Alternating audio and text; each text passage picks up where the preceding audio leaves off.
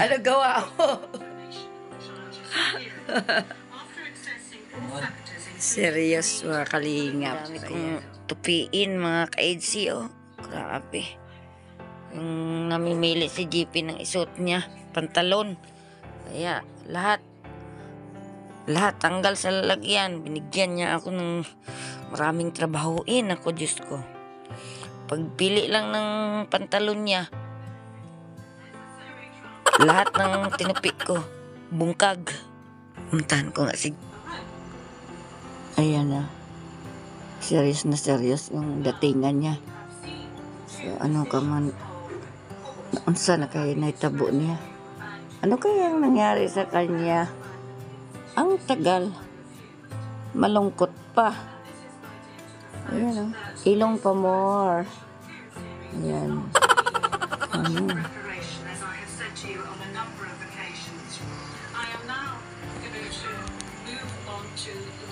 Hoy! Ano gawa ko?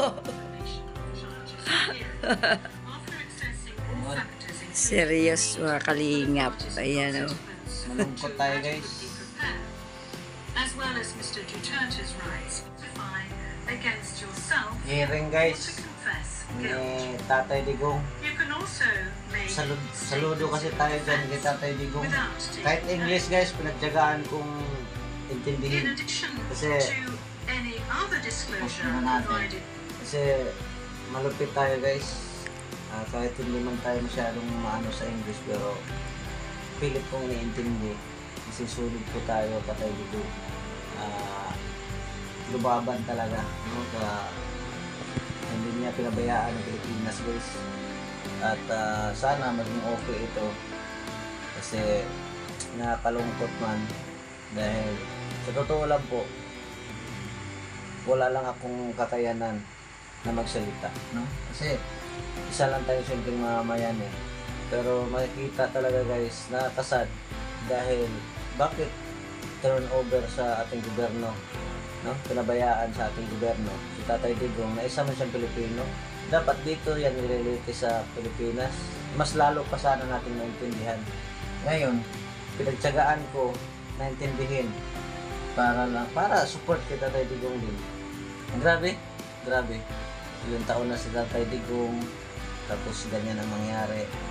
Parang ano, ang nangyari parang walang nagawa si Tatay Digong sa ating bansa.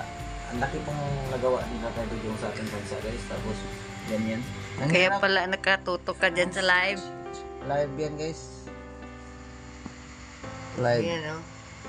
Dokumento. Ayan. I need to ask Mr. Duterte himself Grabe. to make observations. Sa bagay, kampante naman ako sa English mo eh. Kasi Inglesero ka naman ngayon eh.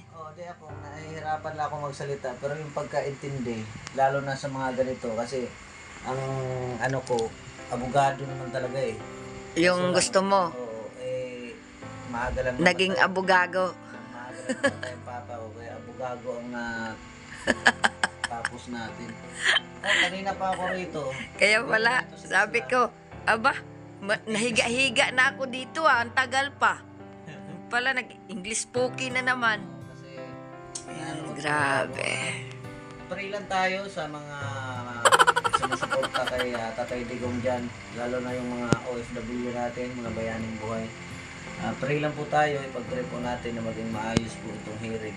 Na sana hindi matagalan si Tatay Digong doon kasi parang sa akin lang sa akin lang, para alam nyo rin ang side ko kung sino ang makaduterte dyan. Kasi sa side ko lang, opinion ko, parang ang liit, sa totoo lang, parang ang liit natin tingnan na sa mga taga-ibang bansa, sa totoo lang. Kasi isipin mo, problema natin sa Pilipinas, doon nililiti sa lugar nila. Anong akala nila sa atin? Mahinang nila lang. Oo, totoo yan. Tayo nga ang pinakamayamang bansa. Totoo lang. Dahil yan sa Mali. politika. Maling ano, Sa maling ano. Kasi mga sa proseso. totoo lang po, hindi man ako nag-ano, no? Opinion ko kasi to eh. Kung ako ang maging presidente, hindi ako papayag. No? Kasi Ba't ako papayag? May batas man tayo rito. Parang ano lang yan eh, kung i-explain natin. Dito muna tayo sa lokal lang, sa barangay. Di ba pag may problema sa barangay, sa mga residente niya, pupunta ng barangay. Ayusin. Pag ayusin sa barangay, pag hindi maayos sa barangay, kaya doon iakyat sa pulis. Sa lupon. Lupon na. Ganun. Ang ano diyan, kung hindi man yan dito dito naman tayo sa kanila, kung hindi sana maayos dito sa Pilipinas, yung problema na yan, saka sana yan, ililitis doon sa ibang bansa. Tama. Meron akong tanong. Dahil natapos na ang ribbon cutting ni Beyonce, anong masasabi mo kay Beyonce sa mga nangyari ngayong araw na ito? Ay, ako naman po, balik tayo dito kay Baby Beyonce. Ako, kilala niyo ako, solid Beyonce talaga ako. Masasabi ko, congrats kay Baby Beyonce. Sana magandang bahay. Sana, yun lang ang wish ko rin. Sana ay hindi ka magbabago. Stay humble pa rin. Always pretty. At sana ay maging kayo na talaga ni Happy. Kasi mahirap humanap pa ng ibang lalaki o ibang babae na match na talaga. Mabait ka, mabait din si Papa Eds, no? Magaling makisama, lahat nandiyan na sa inyong lahat. Kaya congrats sa inyo, sana ay magkatuluyan kayo talaga. Yun din ang wish ko talaga, na sana magkatuluyan dahil inaabangan talaga ng lahat yan. At sa Team Hobby and Wifey, salamat po sa inyong pa-sobre. Thank you so much. Tatanggap po natin saka lahat ng mga nag-i-sponsor sa bahay ni Baby Beyonce. Thank you so much po talaga sa inyo dahil napakalaking tulong po talaga yung kay Baby Beyonce, no, sa pamilya niya. Then, wait. Ano masasabi mo sa mga community ng AIDS na laging nakasuporta sa atin? Maraming salamat din po sa inyo dahil sa pagmamahal ng ITZY. Nadadamay rin kami, napapanood nyo rin kami kasi ako po, taos puso po talaga ako nagpapasalamat. Alam niyo kung bakit? Yung ano nyo po, yung suporta nyo po, mayroon po kayong makikita niyan, yung bahay ko. No? Lahat po ng revenue natin dyan sa pinapanood nyo, napunta po yan sa bahay lahat. Ayan. Kaya Wait, thank you so much po sa inyo. meron pa. Ano pa ang ating aabangan sa AIDS ngayong tapos na ang ribbon cutting? Guys, mga kalingap, meron pa po. Diba ang sabi ko sa inyo, magsabi ako kung yung lagi ako nag-congrats. Wala po akong nakita doon. Yung kinukongras ko ni Papa Eds, wala pa.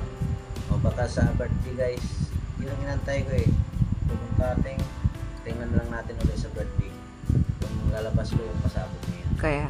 Kaya dyan ka inaano na ikaw ang magbabas kay Ed sa mga sinasabi mong yan. Pero alam naman natin na marami tayong i-congrats. Hindi lang naman iyan, di ba? Pero one talaga, congratulations talaga ulit. No? Kasi ilang lang sa daliri kung matatanggap ng mga biyaya na ganun. Pero sa lahat ng makapanood nito, mga Edsinian at yung mga baser na makapanood, so huwag niyong bigyan ng ibang kahulugan yung mga sinasabi ni GP. Tsaka isa pa po, huwag na po tayong mambas kasi mas nakakatanda yata tayo sa kanila. Lawakan na lang po natin ang pag-uunawa natin. Kasi yung mga sinasabi mong congrats, yung ibang viewers, kasi hindi natin hawak ang kanilang mga utak, nilalagyan nila ng maling dugtong. Diba? Wala tayong magawa yan kasi opinion nila yan. Pero huwag lang po below the belt. No? Kasi tao rin po kami nasasaktan. Ayan nga. Ayun, ayan o. Diba nakita natin o. Ilang minuto na ba yan? So yun, ang ano natin, naka 8 minutes na tayo. Dahil tapos na at nanood siya sa live ni Duterte. Then, inano ko, nag-interrupt ako kay Beyonce. Diba? Kay Beyonce ako na paano. Kaya yun. Thank you so much mga kalingap. Pray natin si Tatay Digong na maging dito.